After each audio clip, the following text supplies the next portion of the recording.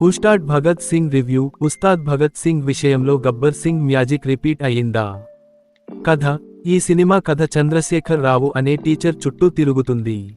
ఆయన తరువాత ముఖ్యమంత్రిగా మారతాడు. తన టీచర్ రోజులలో ఒక అనాథ బాలుడిని దత్తత తీసుకుని అతనికి భగత్ సింగ్ అని పేరు పెడతాడు. అదే భగత్ సింగ్ పవన్ కళ్యాణ్ పెద్దయ్యాక ఒక ధైర్యవంతుడిగా ఎదుగుతాడు.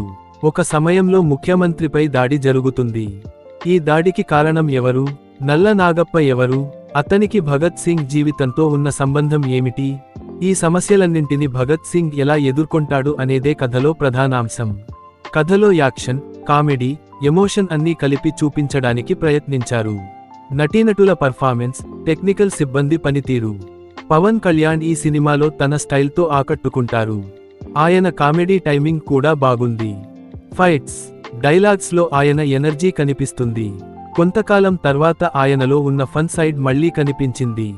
శ్రీలీల సాధారణంగా ఉండే చలాకీ అమ్మాయి పాత్రలో కనిపిస్తుంది. ఆమె తన పాత్రకు న్యాయం చేసింది కానీ ఆమె డాన్స్ టాలెంట్ను ఎక్కువగా ఉపయోగించలేదు.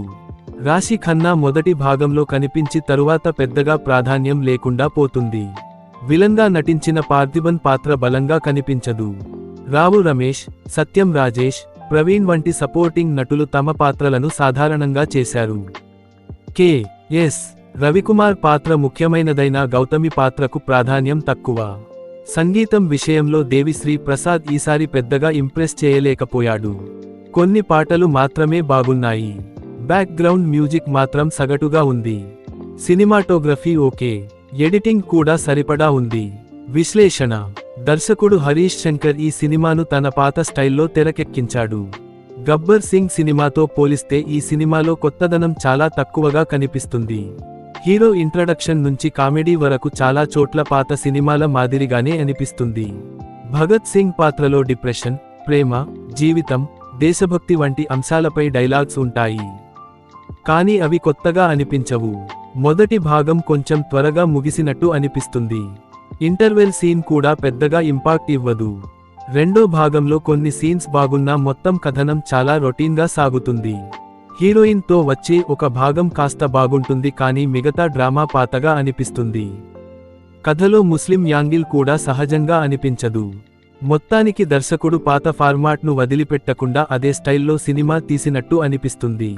అందుకే సినిమా నేటి ప్రేక్షకులకు పూర్తిగా కనెక్ట్ కాలేకపోయింది. తీర్పు. ఉస్తాద్ భగత్ సింగ్ ఒక సాధారణ కమర్షియల్ సినిమా. ఇందులో పవన్ కళ్యాణ్ ఫ్యాన్స్కు నచ్చే కొన్ని మూమెంట్స్ ఉన్నాయి. కానీ కథలో కొత్తదనం లేకపోవడం, పాత స్టైల్ ప్రెజెంటేషన్ వల్ల సినిమా పూర్తి స్థాయిలో ఆకట్టుకోదు.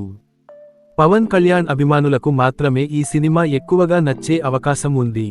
ఇతర ప్రేక్షకులకు ఇది ఒక సగటు అనుభవంగా మిగిలిపోతుంది. రేటింగ్ 2/5. మేజర్ చంద్రకాంత్ లేదా శ్రీనాథ కవిసార్వభౌముడులో ఏది అన్నగారి చివరి చిత్రం. బాలకృష్ణ తన మొత్తం కెరీర్లో విలన్గా నటించిన ఏకైక చిత్రం ఇదే.